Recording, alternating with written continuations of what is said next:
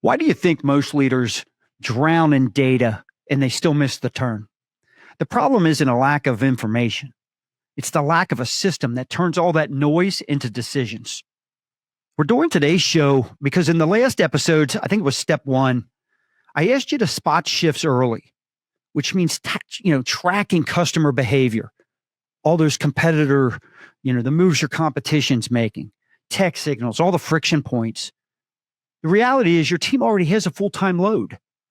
Not everyone has the capacity to just add a lot more work to themselves or their people. AI agents remove that excuse by taking on the heavy lifts so you can actually, execute. In this episode, I'm going to lay out a complete blueprint for an AI-driven, we'll call it a change intelligence system. It's going to show you exactly which agents to set up, how to wire them, what they should monitor, the cadence they should run on, and all the outputs your team will actually use. You're going to leave with a 30, 60, 90-day rollout plan and the KPIs to prove it's working. I'm Scott Joseph, host of Business Bourbon and Cigars. I've spent 30 plus years, building companies. Some got crushed. Some rode, up and down with the wave, and others grew exponentially, regardless of the market or the economy. Inside Me Plus Ultra, I've watched leaders use the right intel, more importantly, at the right time, to make moves months before competitors even knew what hit them. So here's what we're going to cover. And I want you to stay with me here because I don't always get real technical and lay out these step-by-step, especially on tech type stuff in our shows. I don't always enjoy listening to that. And I assume everybody's like me, right? And you guys don't want to hear it either. But I'm going to lay out some step-by-step things of what you have to do to set these AI agents up and to be able to accomplish everything I already mentioned. First, I'm going to give you the architecture, the agents, their inputs, the outputs you're going to get every week. Then we'll walk through the operating system. That's going to include things like your cadence, your thresholds, how you keep this thing from just spamming your team. And then I want to show you the rollout. Who owns what in the first 30, 60, 90 days. And then we'll close with the scorecard. This is the thing you're going to use to keep it honest. I want to share a quick punch in the gut story, which really inspired this and the last episode. There's a mid-market company, I know. They had all the dashboards, sales, net promoter scores, churn, look great. But buried in their support tickets and their YouTube comments was a pattern. Buyers were asking about a new integration and their product didn't have it. Their team did what a lot of people do.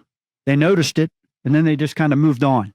6 months later, competitor comes in, launches with that exact integration and took a huge bite out of their best segment. They didn't lose because they were dumb. They lost because they had no mechanism to convert those weak signals, right, into action. That's the difference between reports and change intelligence. So I promised you the architecture. Here it is. But you have to build it. You don't need 100 agents. You need 6 core agents that are wired to a single weekly briefing. Then you need 3 advanced ones, once you get things humming. So let's first talk about the 6 core agents that you're going to put out there. I want you to start with a change scout. I call it a market pulse.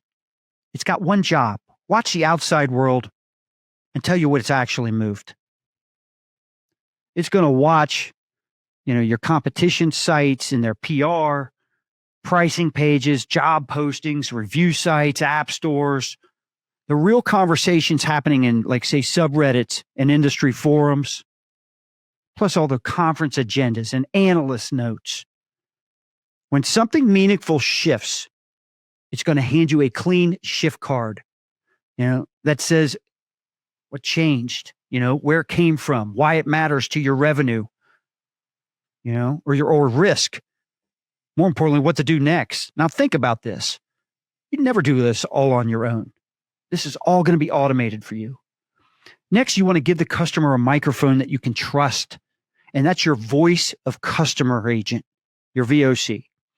It's going to pull from your CRM notes, win-loss write-ups, call transcripts, all those chat logs, support tickets, maybe social media comments, and all those open-ended survey replies that you do nothing with. And instead of dumping noise on you, it's going to rank what buyers are asking for, what's blocking them, and what they love. Each week, you get a clean top 5, the trend lines that matter, and a few raw quotes that you can drop straight into a deck. Then you're going to fix what feels slow. This is your product and experience friction agent. It's going to look at your funnel analytics, session replays, the written comments from your customer satisfaction, and how likely are you to recommend us surveys? All your cancellation reasons.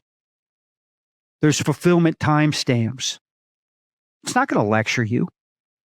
It hands you a friction heat map and a plain English kill, keep, fix list with effort versus revenue impact. That's how you pick the next win. Pricing, it's not a sticker you slap on and walk away. The pricing and offer agent is watching your competitor prices, promos, checkout flows, your quotes, your discount habits.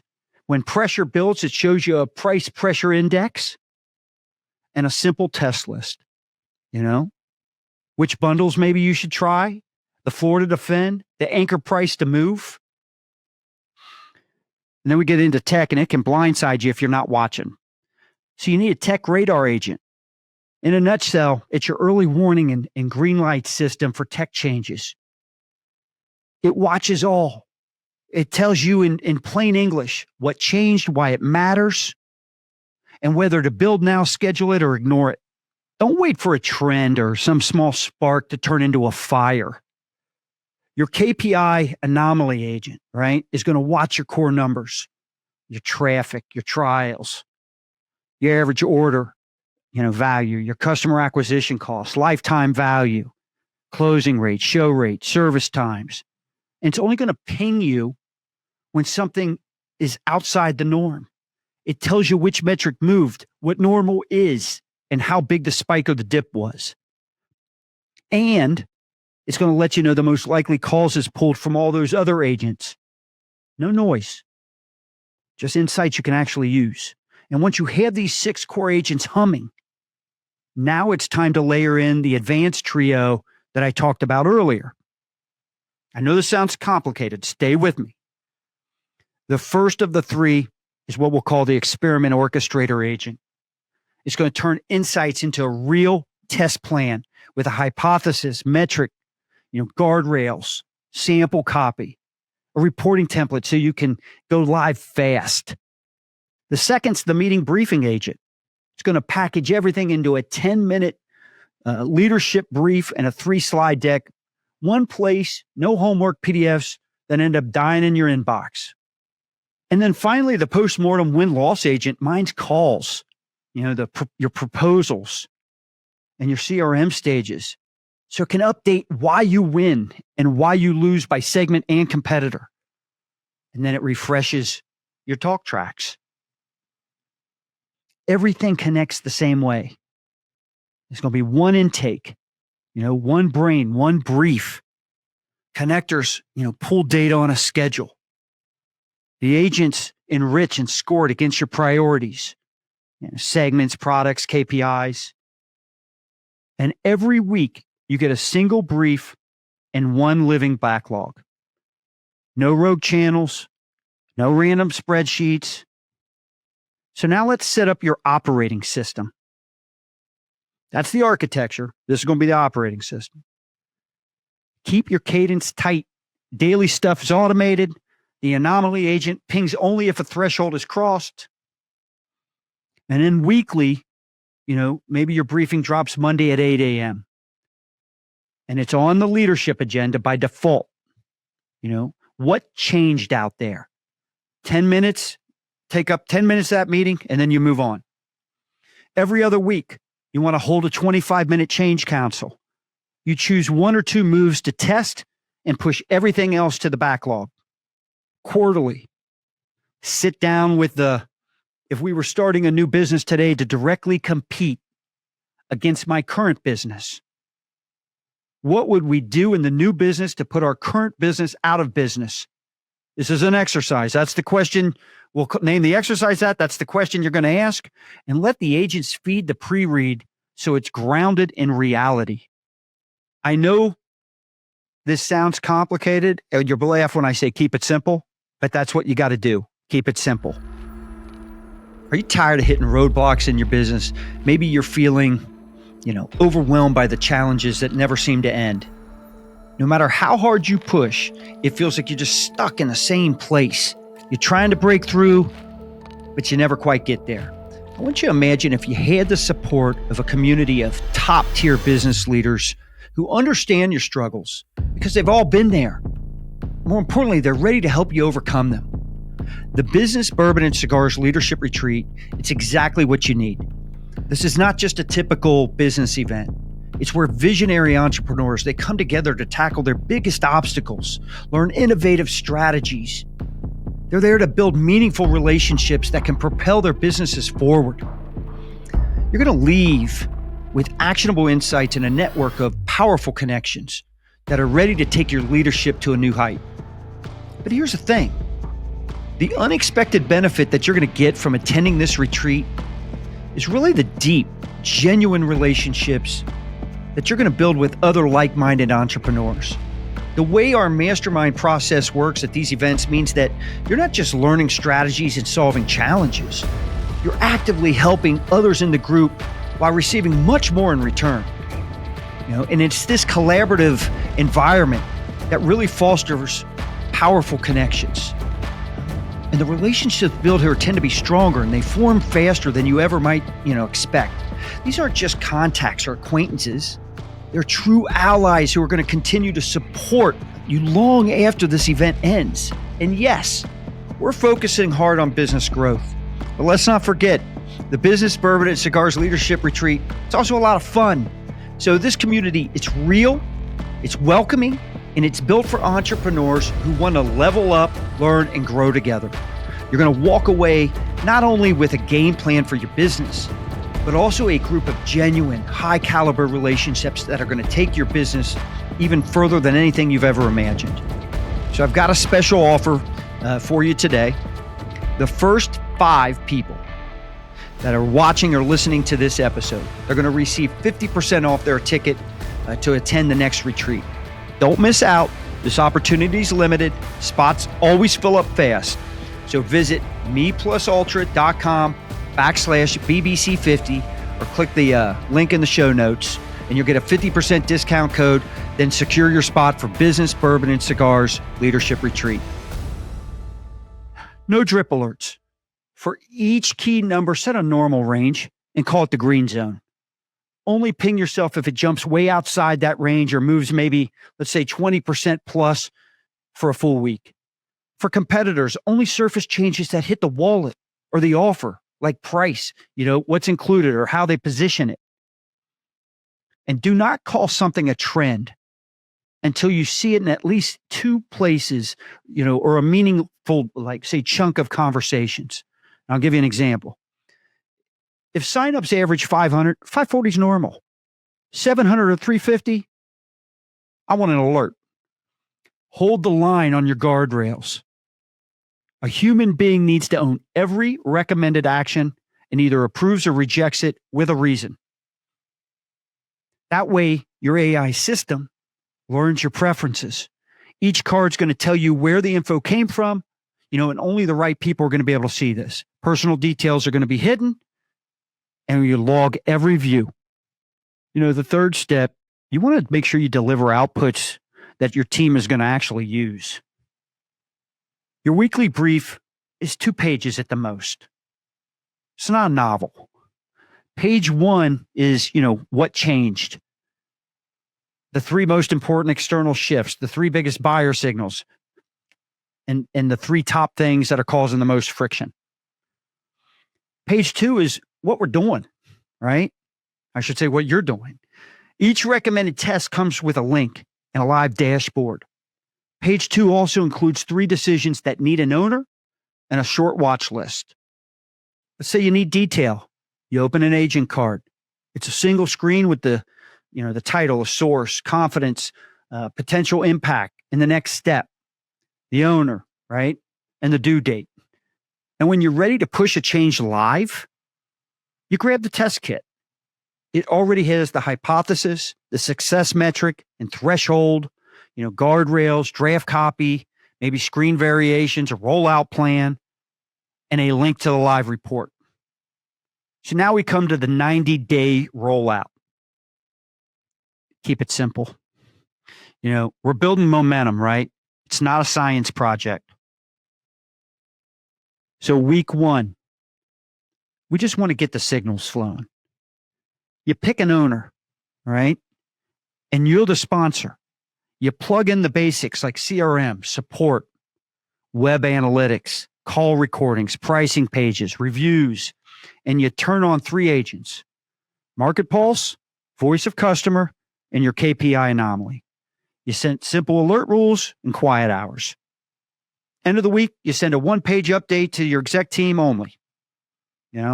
What changed? What are you doing next? That's it. Keep it small. You'll start to fine tune all of this the next week. So now we get into weeks 2 through 4. You're going to start turning that insight into action. And you add the friction agent and the briefing agent. You start a tight 25-minute change council. 1 experiment per meeting, right? No exceptions. You're going to track work on a simple board. You want to observe, frame, test, and go. If you're in a business that ships up, ship. And in this window, you run 2 quick tests. 1 on the pricing of the offer and 1 on the customer experience. You want to learn fast and move on. So now you go into weeks 5 through 8 and you start to scale what works. You want to turn on that tech radar and that pricing and offer agent. And the weekly update now goes to product, marketing, and client success. You add clear kill switches so weak tests don't drag on. And you start to publish your first company-wide change note, right? What you changed, what you tested, what's actually happening. So everyone's buying in, everyone's seeing this. And now you move to week 9 through 12 and you lock it in. You turn on the experiment orchestrator agent, right? And the win-loss agent. You tie wins and losses to segments and competitors, and you refresh your talk tracks. The what changed slot is now a permanent 10-minute part of every leadership meeting, and you retire 1 sacred cow in public. If it only exists because that's the way you've always done it, it's gone. Ownership stays tight. You have to set priorities. You're the one that's going to break ties, and you're the one that's got to protect the time. Your change intelligence system owner is going to run the cadence, curates the brief, manages the board. Ops or your analyst is going to keep data pipes clean and safe. Experiment owners are going to rotate, right? They're going to build the test, measure the results. Then you're a keeper to kill it. And then legal and security, they're going to keep us safe without slowing us down, hopefully. So then the final step, right? Step 5 is all about how do you know it's working? You watch the scoreboard. Your goal should be signal to decision in 5 business days or less. At least 2 real tests per month per core product or say segment. Most alerts are going to lead to a decision or a watch list item, not a shrug. Now you start to hear competitor moves before sales hears about them on sales calls. Then the lagging results, right? The win rate's up. Time to fix might be down. Discounts are down. Revenue, there's a revenue lift inside of 90 days. If those aren't moving, you fix the system. So what's this look like in real life? Well, a competitor, let's say they bundle a premium feature. You don't form a task force. You run a 14-day landing page test for 1 segment. Protect your price floor. Watch trial to paid and support volume and decide in a week. Maybe your cancellations seem to be jumping at the checkout, right? You watch the replays, you make the one-line fix, you start shipping within 72 hours, no committees. Final rule, so this lasts. No orphan insights. Everything gets an owner and a date, even the watch list. The brief ends with 3 decisions, You got to make them, share the wins fast, and the autopsy's even faster. You want to celebrate your adapters. Remove all those anchors we talked about in the last episode. Keep the brief tight. 1 page, 2 at the max. If it runs longer, you're hoarding, you're not leading. If you're hearing all this and you're thinking, yeah, this is too much, remember why you watched or you listened to this episode. You want to transform fast and lead, not react. In the last episode, it was titled How to Lead Innovation. 3 steps that transform your business fast. I laid out what it takes. Doing that by hand takes an army. If you could or would have tracked it all, you'd already be doing it already. AI makes it practical. It organizes the signals you already have, turns them into clear actions, and runs in the background, so you can stay ahead of the market and your competitors. Here's the reality. If you don't build this, some of your competitors are going to, and that's how you get disrupted instead of doing the disrupting. And by that time, it might be too late. You know what? If this episode really clicked with you, get in the room where we'll pressure test your change intelligence system and make it real. At the next Business, Bourbon, and Cigars Leadership Retreat, we have an AI expert, Ethan King. He's going to be leading a hands-on session on using AI and automation to scale without the stress.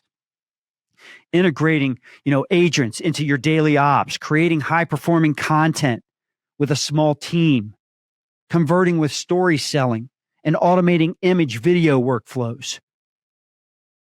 If that sounds like something you're interested in, the first 5 listeners are going to get 50% off.